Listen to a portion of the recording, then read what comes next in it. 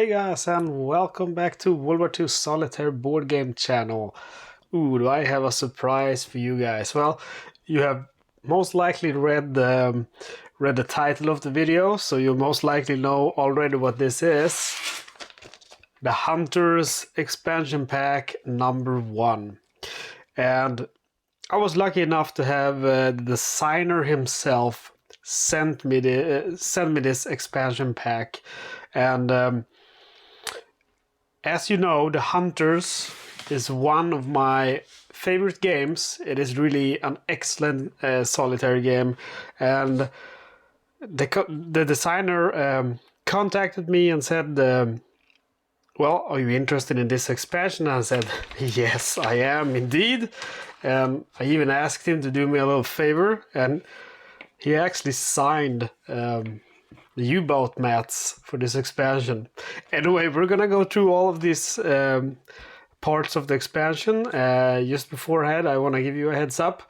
You might see that something is different, and you might not. But in case you see that something is different, perhaps the color of my hand, because it looks like that on the screen.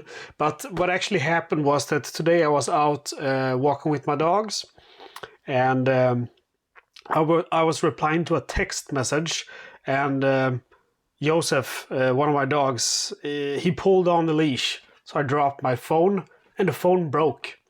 The phone went completely broke, and the screen went completely black. So I went out and bought myself a new phone, and now, if you know my history with moving to Denmark from Sweden to survive because I don't get the medicine in Sweden and so on, you know, I've spent a lot of money moving here, so I have a very limited budget, so I got a budget phone. I hope this phone, I mean, I'm not taking photos for National Geographic here, so I really hope that this phone will be good enough. What's important for me is that you can see like small details. So I would be very happy if you would let me know how it looks, how you think it looks.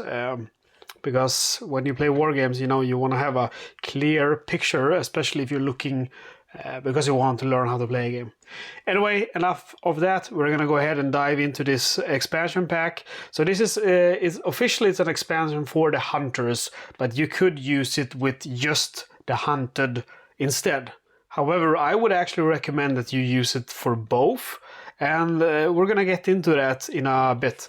It's a simple expansion. It comes with one of the C3i magazines, but I got it directly from the designer Gregory M. Smith. It's a simple expansion. It doesn't actually include that much, although it's still a great expansion with a lot of playtime, but the components aren't very much. You get these 4 counters, you get 1 page of rules for the expansion, and then you get 2 U-boat mats. And of course, this is the core of the expansion, because we know in the original game, I think the original game has 8 submarines. Let's see here. U-boat. 8 German U-boats. Okay, so the original game has 8 U-boats. So basically, two more U-boats. That's 25% more U-boats. So I love it because in the Hunters I've actually played every single submarine to the end. So I've survived with every submarine. So we have 2 new submarines, and what I like it is because about this expansion is that they're quite cool because they're quite different. So first of all, we have the Type UA, and what it is basically is mine laying specialized U-boat. It was ordered by the Turks before World War II, and then World War II broke out and the Kriegsmarine seized control of it. And it functioned exactly like an IX submarine. But it has some very powerful advantages. You can keep 14 forward torpedo loads and 2 aft torpedo loads, and you're not limited by the torpedo load. Like in the Hunters, you have to bring electrical torpedoes. You don't have to do that with this one for some reason. Only steam torpedoes, and I hate electrical torpedoes. I think that's cool. If you get a mine laying mission, You don't have to bring less torpedoes because there is plenty of space for mines.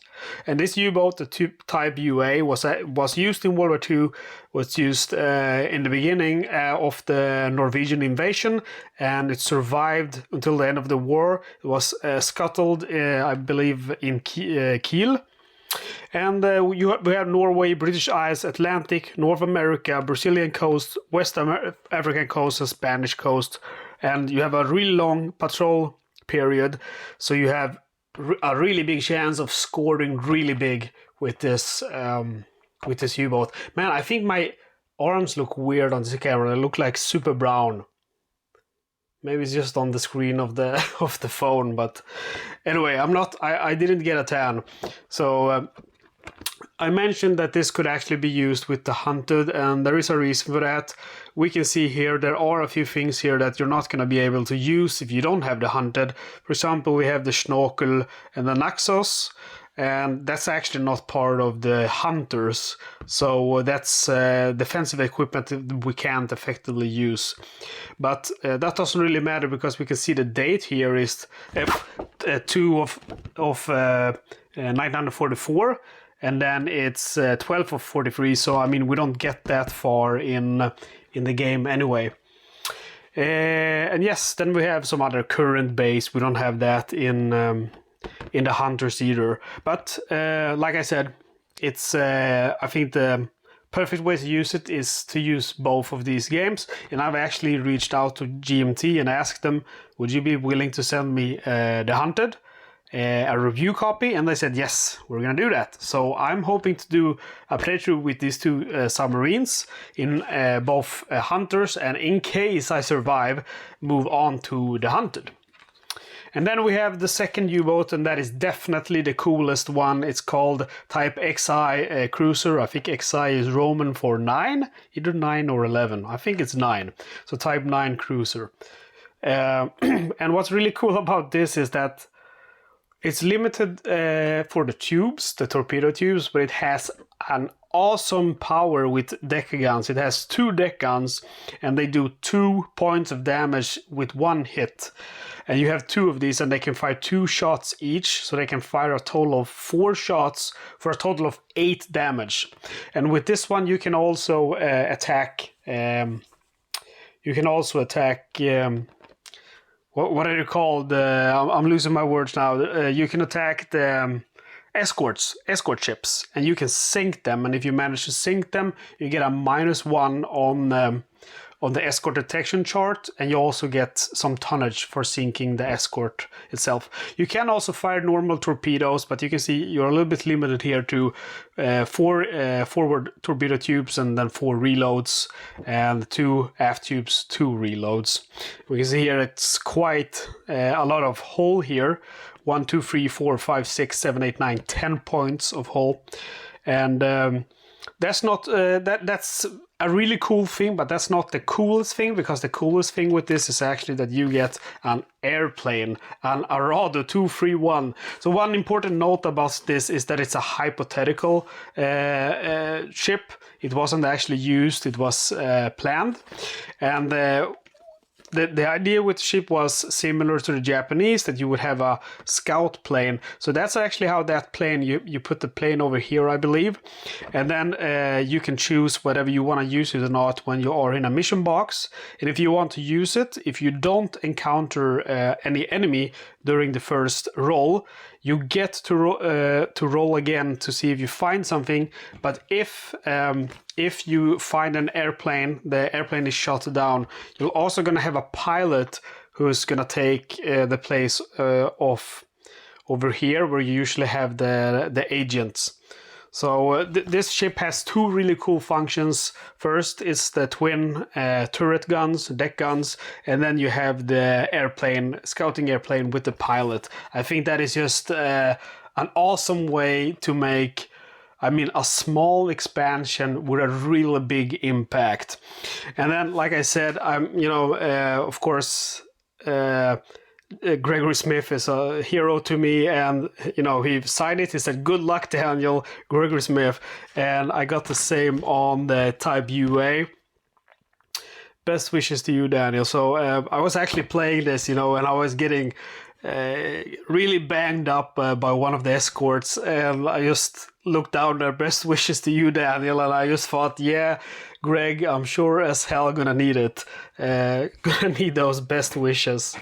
So anyway, guys, this is the expansion. Let's take a close look at the counters. So of course we have one counter for each ship, type UA and the type XI.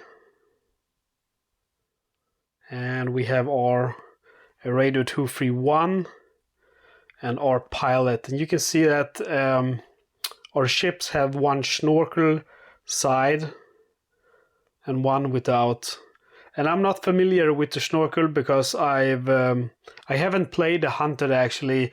I thought the Hunters was difficult enough to actually survive to the end. But now that I've survived with every ship, however not with these two, of course I want to get the Hunted as well, and to be fully able to enjoy these really awesome new ships. And then yes, you get the rules, and basically it's like this part is a history lesson, and then this tiny part is the new rules for the UA.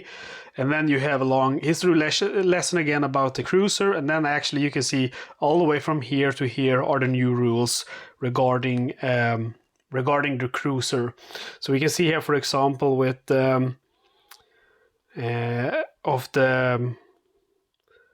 of the airplane in any non-transit travel box before rolling for encounters, it may deploy the Arado 231 float plane for scouting.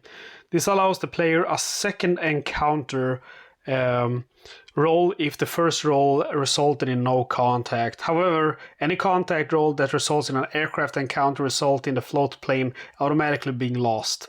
The pilot can also be wounded or killed. So anyway, guys, that is the C3i Expansion Pack number 1 for the Hunters or the Hunted if you have that as well. Really cool little expansion, and I'm very much looking forward to doing a submarine career with one of these ships on the channel. So stay tuned because more is coming. Okay guys, I wish you a really great day. Thank you for stopping by. See you next time.